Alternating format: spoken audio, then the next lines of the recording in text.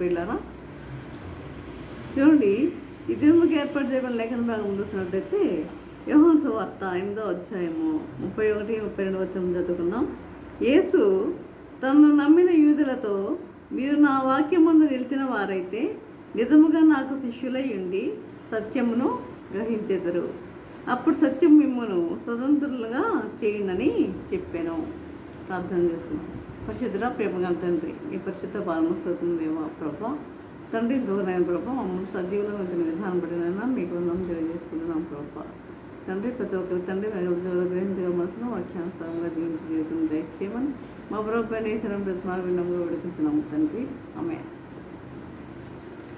చూడండి, ఈరోజు అంశం ఏంటంటే యేసులో నిజ స్వాతంత్ర్యం. యేసులో స్వాతంత్ర్యం. మనకి స్వాతంత్రం మనము ఆగస్ట్ 15న స్వాతంత్ర వేడుకలు ఘనంగా జరుపుకుంటాం కదా. స్వాతంత్ర వేడుకలను జరుపుకుంటాం. అయితే చూడండి, చాలామంది అనుకుంటూ ఉంటారు స్వాతంత్రము అంటే లంచాలు తీసుకోవడం, టికెట్లు లేకుండా ప్రయాణించడం, ఇది స్వాతంత్రం అని చాలామంది అనుకుంటూ ఉంటారు. కానీ స్వాతంత్రం అంటే ఏంటి అంటే మనము ధైర్యంగా మాట్లాడగలిగే వారిగా ఉండాలి. నీతిగా నడిచేవారిగా ఉండాలి. ధైర్యంగా మాట్లాడేవారిగా ఉండాలి. అంతేగాని ఇతరులకి వీరికి మనం భయపడేవారిగా ఉండకూడదు. అది స్వాతంత్రము అంటే. అంతేగా లంచాలు తీసుకోవడం కానీ, మరి టికెట్ లేకుండా ప్రయాణించడం కానీ, ఇవన్నీ స్వాతంత్రం అని చాలామంది అనుకుంటారు. అది తప్పు. కాబట్టి చూడండి, ఏది స్వాతంత్రం? ఒక స్త్రీ అర్ధరాత్రి ఆమె నడుచుకుంటూ వెళ్ళినప్పుడు అది నిజమైన స్వాతంత్రం అని గాంధీ గారు తెలియజేశారు.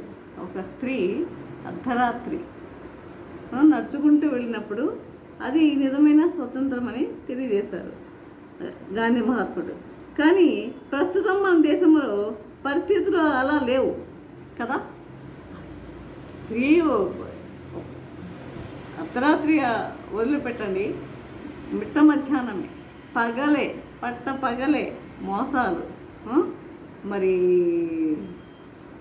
మోసాలు, అదే లైంగిక సంబంధమైన ఈ యొక్క కార్యక్రమాలు, ఈ విధంగా ఈ రకరకాలుగా జరుగుతూనే ఉన్నాయి. పట్టపగలు వారిని ఎవరిని పట్టుకోలేకపోతున్నారేమో.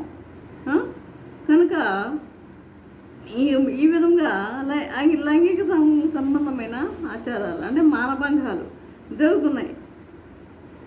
నా దేశం పేద దేశంగా ఉన్న పర్లేదు, కానీ త్రాగుబోతు దేశముగా ఉండకూడదు అని గాంధీ మహాత్ముడు చెప్పారు. నా దేశము పేద దేశంగా ఉన్నా పర్వాలేదు, కానీ త్రాగుబోతు దేశంగా ఉండకూడదు అని చెప్పారు. కానీ ఈ రోజుల్లో చూస్తుంటే అందరూ తాగిపోతులే. కొంతమంది కనబడుతూ ఉంటారు, కొంతమంది కనబడరు. కొంతమంది ఏం చేస్తారు, తాగేసి రోడ్ల మీద పడిపోతూ ఉంటారు. కొంతమంది అఫీషియల్గా ఇళ్లలో తాగుతూ ఉంటారు. కొంతమంది అలాంటి వాళ్ళు ఉన్నారు. కాబట్టి ఈ తాగుళ్ళు, ఈ గుట్కాలు ఇలాంటివి అన్నమాట. కాబట్టి తాగుబోతు దేశంగా మాత్రం నా దేశము ఉండకూడదని గాంధీ మహాత్ముడు తెలియజేశారు.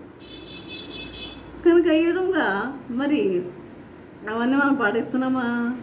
అనేక మంది వీటికి బానిసలుగా ఉన్నారు. ఈ తాగుబోతులకి బానిసలుగా ఉన్నారు. తాగుబోతుతనానికి బానిసలుగా ఉన్నారు. కాబట్టి వీటి నుండి యేసుప్రభు ఒక్కడే మనకి విడుదల కలిగించేవాడు ఎవరు అంటే ఒక యేసుప్రభు మాత్రమే. వీటి నుండి విడుదల కలిగించేవాడు ఒక యేసుప్రభు మాత్రమే. నిజమైన స్వాతంత్రం యేసుప్రభులోనే ఉన్నది.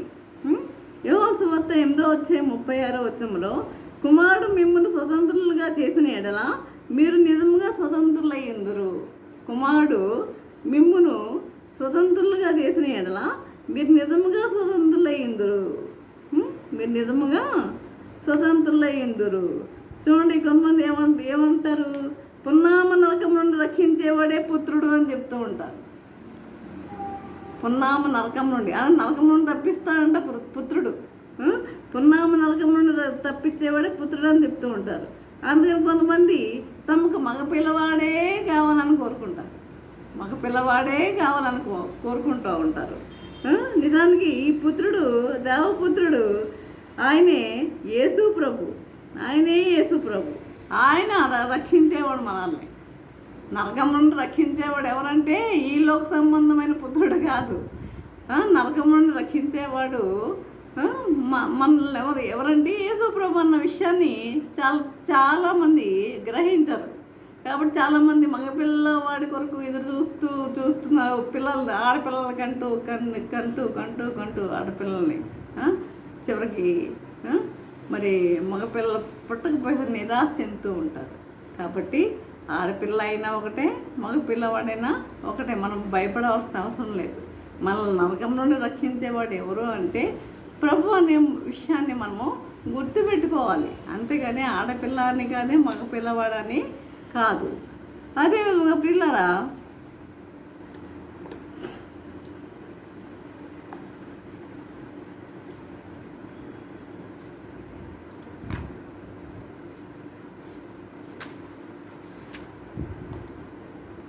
అసలు యేసుప్రభు లోకసువార్త 19వ అధ్యాయం 10వ వచనం చూసినట్లయితే యేసుప్రభు వారు ఈ లోకానికి ఎందువలన వచ్చారు?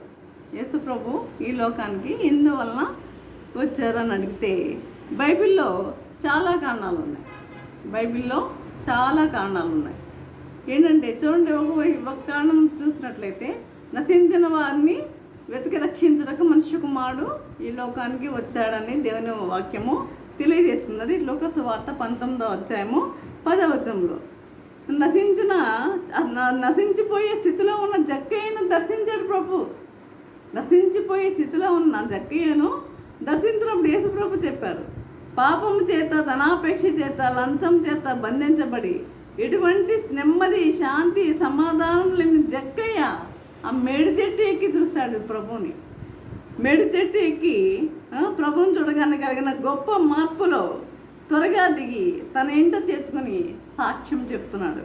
ఏమని చూడండి, లోకసువార్త 19వ అధ్యాయం 8-10లో జక్కయ్య నిలువబడి, ఇదిగో ప్రభా, నా ఆస్తిలో సగము బీదలకు ఇచ్చున్నాను. ఈరోజు ఎంతమంది బీదలకు ఇచ్చేవారు ఉన్నారు? లేరు. ఎంతమంది తమకున్న ఆస్తిలో బీదలకు ఇచ్చేవారు ఉన్నారా? లేరు. కాబట్టి ఇదిగో ప్రభా, నా ఆస్తిలో సగం బీదలకు ఇచ్చున్నాను. నేనెవరిని నేను అన్యాయంగా దేనినైనా తీసుకుని ఎడలా అతనికి 4 వంతులు మరలా చెల్లించునని ప్రభు చెప్పాడు.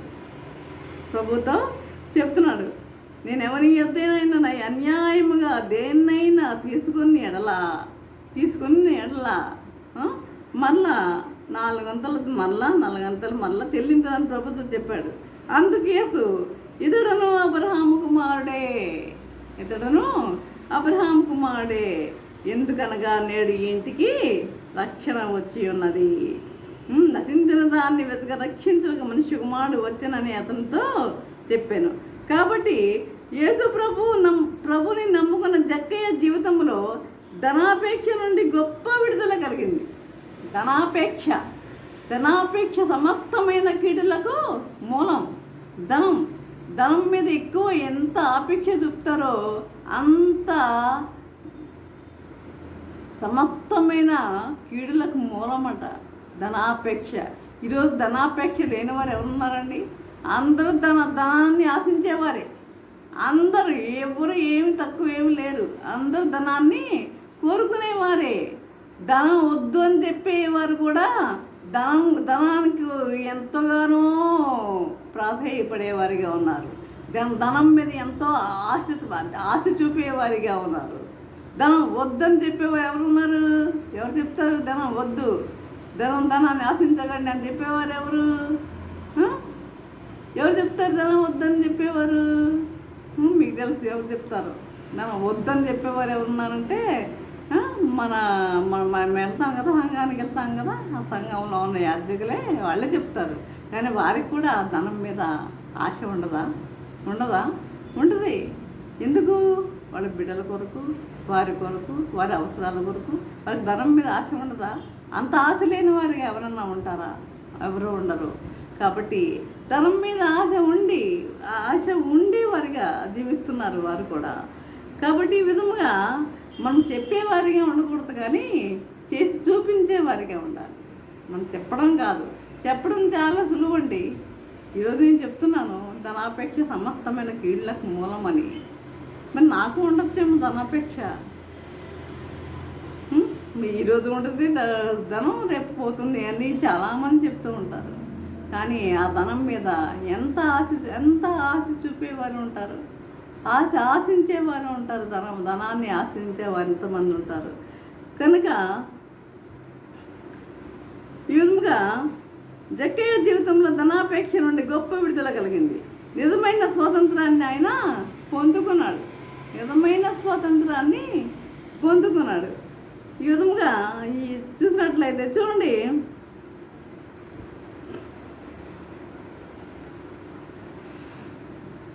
ఇంగ్లీష్ వారి రోజుల్లో అంటే బ్రిటిషర్స్ పరిపాలించే రోజుల్లో ఏమైందంటే వాళ్ళు ఎట్లా ఉండేదంటే మార్నింగ్ అప్లై, ఈవినింగ్ రిప్లై అనేటట్టు ఉండేది. అంటే మార్నింగ్ అప్లై చేసుకునేవారు ఏ ఉద్యోగానికైనా, ఈవినింగ్ కల్లా అంటే సాయంత్రానికల్లా వారికి రిప్లై వచ్చేసేది, అంటే వారికి ఉద్యోగం దొరికేది. అది అంటే ఉద్యోగానికి అప్లికేషన్ పెట్టుకుంటే వెంటనే దానికి జవాబు ఇచ్చేసేవారు అన్నమాట ఆ రోజుల్లో. కానీ ఈ రోజుల్లో అప్లై నో రిప్లై, నువ్వు అప్లై చేసుకుంటూనే ఉండు, కానీ నో రిప్లై. నీకు రిప్లై అనేది నీకు ఉండదు. ఎందుకంటే దెర్ ఈజ్ నో సప్లై, అక్కడ సప్లై ఏం లేదు. లంచగొండితనం పెరిగిపోయి పత్త నోటు సప్లై చేస్తేనే కానీ పనులు జరగడం లేదు.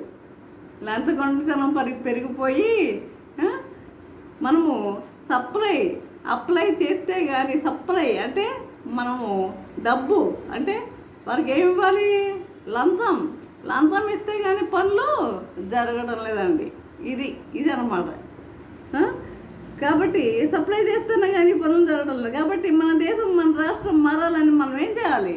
ప్రార్థన చేయాలి. మన దేశం, మన రాష్ట్రం మనము మారాలని మనం ఏం చేయాలి? ప్రార్థన చేయాలి. ఇవి ఉండాలని ప్రభు కోరుకుంటున్నాను ప్రియులారా. ఈ విధంగా యేసు ప్రభు ఈ లోకాన్ని రావడానికి రెండో కారణం ఏంటంటే అపవాది యొక్క క్రియలను లయపరచుటకే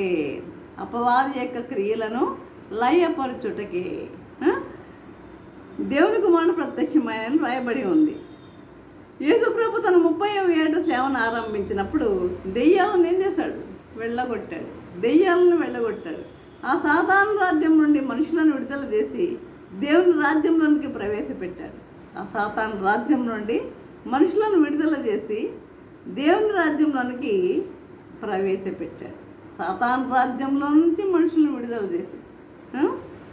రాజ్యంలో ప్రవేశపెట్టాడు. సేనా దెయ్యం పట్టిన వాడు పరిగెత్తుకుంటూ వస్తున్నాడు కదా, ఇదంతా మనకు తెలిసిందే. కనుక మరి అతను కూడా, అతనిలో ఎన్ని దెయ్యాలు ఉన్నాయి? 2000 దెయ్యాలు ఉన్నాయి. ఆ దెయ్యాలన్నీ ఆ దెయ్యాలన్నిటినీ కూడా విడుదల చేశాడు. ఆ సేన మారు మనసు పొంది మరి అతను కూడా దేవుని వాక్యాన్ని ప్రకటించేవానిగా మారాడు. మరి ఈరోజు ఎంతమంది ప్రకటిస్తున్నారు దేవుని వాక్యాన్ని? మారు మనసు పొందిన వారుగా ఉండి ఎంతమంది దేవుని వాక్యాన్ని ప్రకటించే వారిగా ఉన్నారు? ప్రకటిస్తున్నారా? దేవుని వాక్యాన్ని ప్రకటిస్తున్నారా? లేకపోతే మరి ధనము కోసం ఆశపడేవారిగా ఉంటున్నారా? ధనము కోసమే దేవుని వాక్యాన్ని చెప్పేవారిగా ఉంటున్నారా? చూడండి, ఆనాడు పౌలు శీల మరి ఆ యొక్క చెరసాలలో ఉండి ఆ యొక్క దెబ్బలతో పాటలు పాడుతూ దేవుని స్తుతిస్తూ ఉన్నారు కదా, దేవుని స్తుతిస్తూ ఉన్నారు. అంత దెబ్బలతో ఉండి కూడా ఏం చేస్తాంలే, దేవుణ్ణి ఏమి తుచ్చుతాంలే, మనకి ఇన్ని బాధలు కలుగుతున్నాయి అని వారు అనుకోలేదు కదా. కాబట్టి మనకు సమస్యలు వచ్చినప్పుడు, మన కష్టాలు వచ్చినప్పుడు, మనకు ఆపదలు వచ్చినప్పుడు దేవుణ్ణి మనం మర్చిపోయేవారిగా ఉండవద్దు. దేవుణ్ణి మనం మర్చిపోయేవారిగా ఉండవద్దు. దేవుణ్ణి మనము ఎల్లప్పుడూ మనము ప్రార్థించేవారిగా ఉండాలి. దేవుణ్ణి ఎల్లప్పుడూ మనం ప్రార్థించేవారిగా ఉండాలి. ఏ సమస్య రాని, ఏ కష్టం రాని, ఏ నష్టం రాని, ఎన్ని వచ్చినా కూడా వాటి నుండి నువ్వు ఏం చేయాలి? నువ్వు దేవుని యందు నీవు భయభక్తులు కలిగి నువ్వు జీవించేవారిగా ఉండాలి. నీలో మారు మనసు అనేది నీలో కలగాలి. కాబట్టి ఈ విధముగా మా సమస్యలు వచ్చాయని దేవుని విడిచిపెట్టేవారిగా మనం ఉండొద్దు. నీకు సమస్య వచ్చిందని దేవుని విడిచిపెట్టేవారిగా ఉండొద్దు.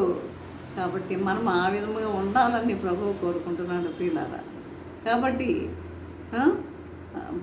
ప్రతి ఒక్కరు కూడా మరి ఈ వాక్యాన్ని విన్నవారు ప్రతి ఒక్కరు కూడా మరి మీ యొక్క హృదయాల్లో ఈ యొక్క వాక్యాన్ని నింపుకొని ఈ వాక్యానుసారంగా మీరు జీవించటకు పరిశుద్ధాత్మ దేవుడు సహాయం చేసి నడిపించను గాక. ఆమె ప్రార్థన చేసుకున్నాం. పరిశుద్ధుడా, ప్రేమ గల తండ్రి, నీ పరిశుద్ధ పాదము స్తోత్రం దేవా. ప్రభా తండ్రి, ఇంతవరకు నేను ప్రభా నీ వాక్యం జరుగుతుంటే మాతో మాట్లాడిన విధానం బట్టి నాయన మీకు వందనం తెలియజేసుకుంటున్నాం ప్రభా. తండ్రి, నిజమైన స్వాతంత్రం అంటే ఏమిటో మేము నేర్చుకుని ఉన్నాం నేను ప్రభా. స్వాతంత్రం అంటే ఏమిటో నేర్చుకుని ఉన్నాం నాయన ప్రభా. నాయన తండ్రి, ప్రతి ఒక్కరు ప్రభా నాయన స్వాతంత్రము అంటే ఏమిటో మరి వారి ఇష్టానుసారంగా తండ్రి జీవించడం, మరి ఈ లంచాలు పుచ్చుకోవడం, ఈ విధంగా మరి టికెట్లు లేకుండా ప్రయాణాలు చేయడం, ఇది స్వాతంత్రం అనుకుంటున్నారేమో నాయన ప్రభా. తండ్రి, మరి మీరు చెప్తున్న స్వాతంత్రం ఏంటంటే ప్రభా నీతిగా జీవించటం తండ్రి, ధైర్యంగా మాట్లాడటం, ఇది మీరు చెప్పే స్వాతంత్రం నాయన ప్రభా. ఈ విధంగా మేము ఉంటకు నీకు మాకు అనుగ్రహించమని ప్రభా ప్రతి ఒక్కరిలో మారు మనసు దయచేయమని నజరేయుడు నేసిన మారు వినముగా పెట్టి కొంచెం నమ్ముతండ్రి. ఆమేన్.